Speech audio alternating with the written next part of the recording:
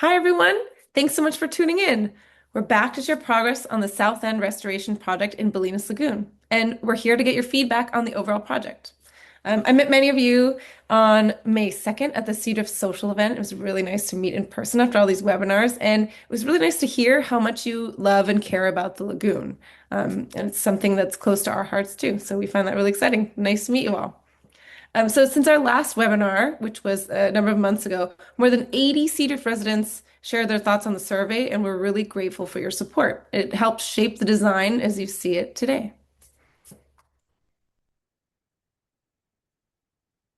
So this project is really about protecting what everyone here values, wildlife, open views, and the natural look of the lagoon. And by reshaping the vegetation and the natural shape of the lagoon, we're going to strengthen its ability to adapt over time. So it's about keeping this place healthy and resilient, so it can continue to protect homes and wildlife in the lagoon itself.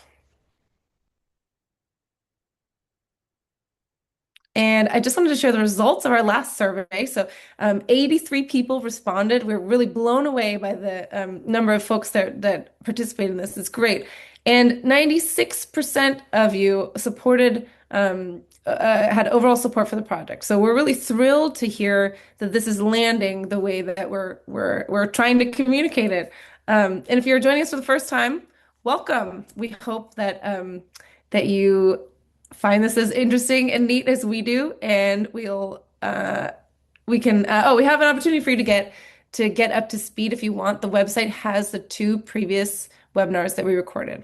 But I'll pass it off to Nick here, and he can share the background of the project and carry on. Thanks, Wendy. Thanks. And thank you all for joining. My name is Nick Seadrift. I'm a senior coastal scientist at GHD and been supporting Wendy and GFA on this project. And I also want to share my welcome for anybody joining us for the first time and looking forward to give you a brief background as well as some updates on the project. So just mentioning a brief background, the Bolinas area has a rich history. You can see here on the left, um, beautiful natural lagoon environment and that barrier bar beach. And then on the right, back in the late 50s when the Seadrift area was developed, you can see that interior Seadrift Lagoon was dredged, and the material from that dredge actually created that interior bar landmass where our project is sited today. And so if we flash forward, here's some drone aerial images of places where I'm sure you've spent a lot of time walking, bird watching, looking at the lagoon and enjoying this beautiful natural environment. This is where we're focused on, is looking at the shoreline, looking at the resources that are there, and how we can look towards nature, toward to restore it and provide it some resilience, thinking about climate change, and going forward. So a little bit about that, this is an important estuary. It's a major stop on the Pacific Flyway. It's still relatively natural, but it has signs of stress. So you can see here on this left image, a lot of non-native and in some cases invasive plants.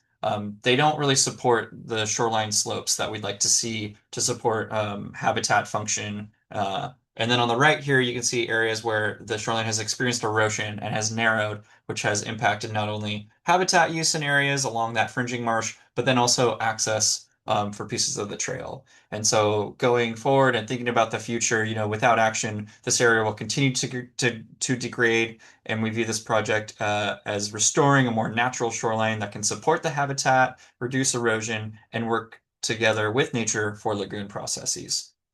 So I'll show you a little bit of exciting developments on the project. And so you can see here an aerial map showing the full project extent. And through our existing conditions and feasibility study and thinking through what is out there and what we'd like to restore, we've identified these three different restoration treatments across these four different segments. And in a bit of excitement, I'm really excited to share more details of these because of all the recent progress in the project. We're largely looking at these western and eastern segments as performing this dune terrace restoration.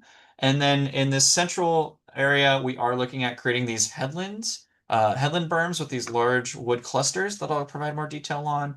And then in this green hatched area, we're looking at this vegetation management. And so I'll walk through all of those in more detail right now. So as I mentioned, the western and eastern edges were looking to explore this dune treatment.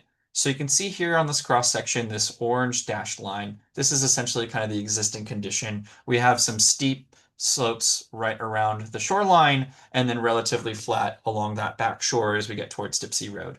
What we'd be looking to do is to provide a much more gentle slope on that lagoon edge. This helps slow down that erosion forces, but then also provides a wider range for habitat of plants that we'd like to see, and then that would encourage that wildlife that we'd like to see there to return and utilize that area. As we get towards that back beach and upland area closer to Dipsea Road, we look to create these really gentle undulations similar to kind of upland dune habitats on these barrier back beaches. Akin to areas like Kent Island and elsewhere, where these natural landforms can help promote habitat diversity and work with nature to adapt over time, working with those lagoon processes.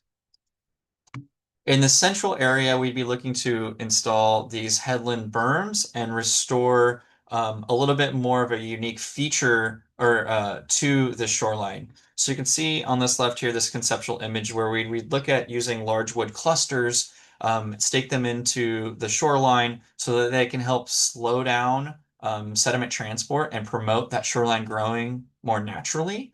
And it also creates a feeding habitat for shorebirds to forage at different tides. And this lower image you can see is of Doran Beach is interior lagoon, where you can see a natural sort of similar headland berm feature where hundreds of shorebirds are kind of sheltering in a refuge at high tide and able to forage and explore this more unique, diverse habitat on this shoreline in that high tide condition. So we're exciting milestone for the project. We've gotten to 30% design. You can see here the engineering drawings for each of those different segments. We're moving forward to refining these designs as we seek additional stakeholder and resource agency feedback. In this middle segment that we've highlighted in the vegetation management area, this is the area that has all of those large trees today, as you can see here in the right image. In this area, we're not proposing any earthwork, no grading or clear cutting, but we're looking to kind of preserve the functions that are there today that are beneficial for habitat and help reduce the pressure of invasive species and other non-native species of plants that might be outcompeting or taking up space that natives could use.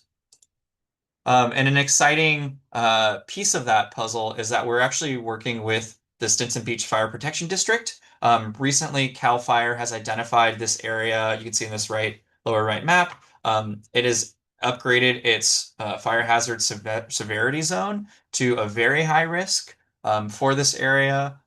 Some of this is coming from new modeling efforts after the LA fires. And what's been exciting is through coordinating with the fire district, we worked with them to identify this location, what our project was hoping to do, and actually integrate their efforts to identify the fire risk and reduce that wildfire risk with the restoration activities we're promoting. So they went through in December and performed, targeted vegetation management, clearing that space between the low-lying vegetation and that canopy vegetation to reduce that fire risk. And now, along with our restoration efforts, we can work together so that we can promote this collaborative effort to achieve multiple benefits for people, for plants, and animals through vegetation management in this location. Another piece just to really highlight the collaboration needed to get good things done.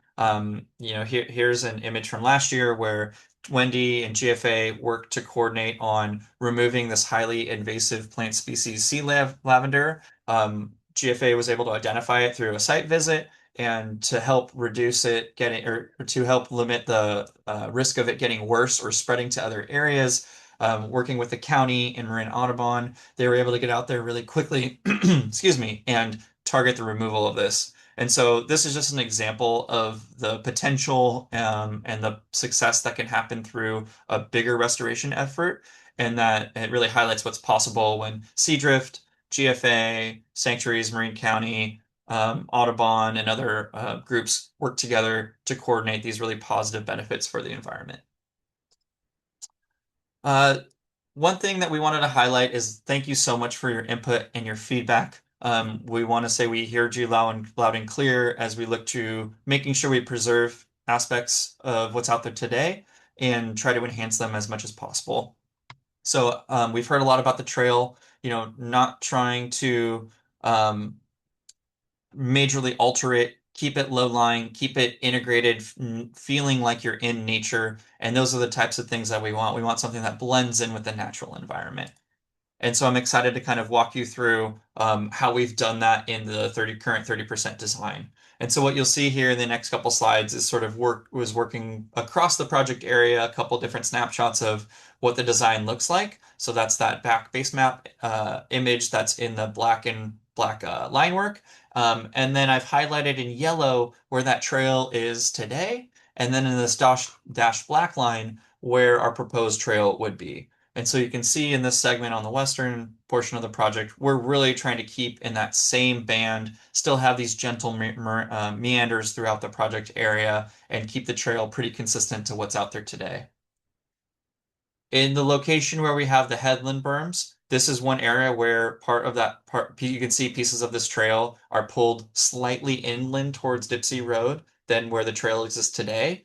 And that's intentional to try to balance, split spaces and places for people, as well as, these shorebirds and other wildlife that we'd like to kind of make sure we're balancing space for them and that we're not having people recreate right on top of area and important habitat for those shorebirds. But in general, you can see that this trail is pretty close to where it is today, even with it being pulled slightly landward from today's condition.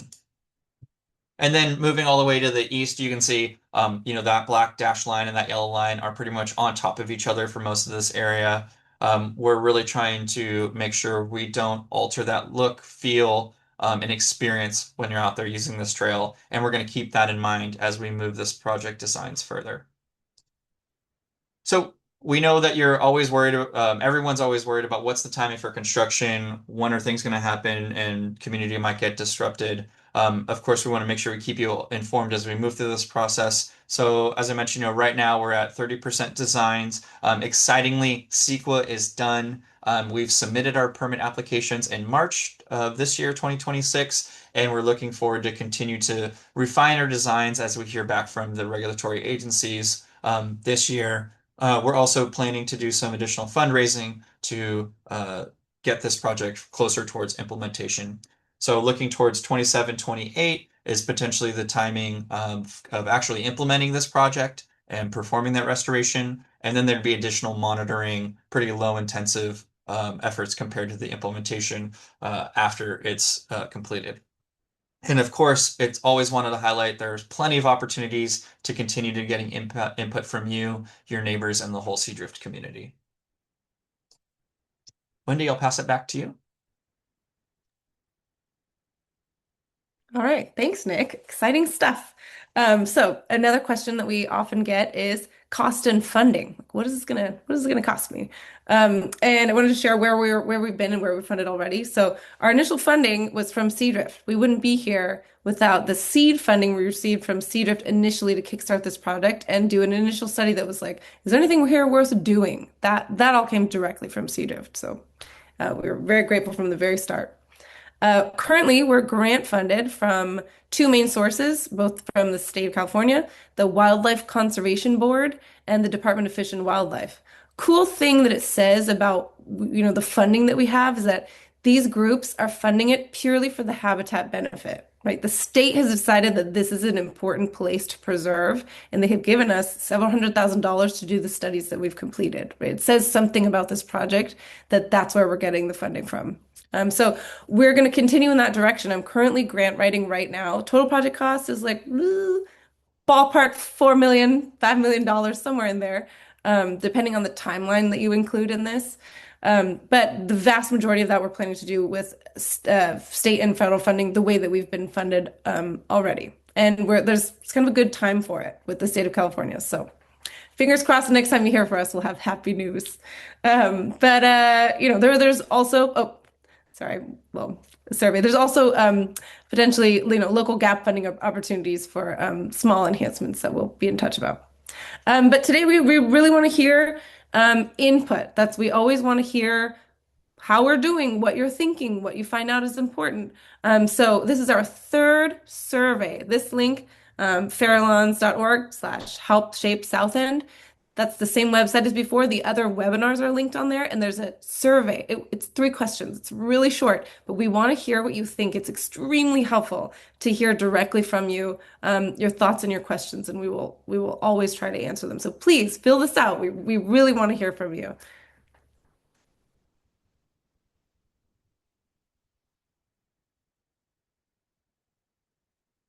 And I think, oh, that's it.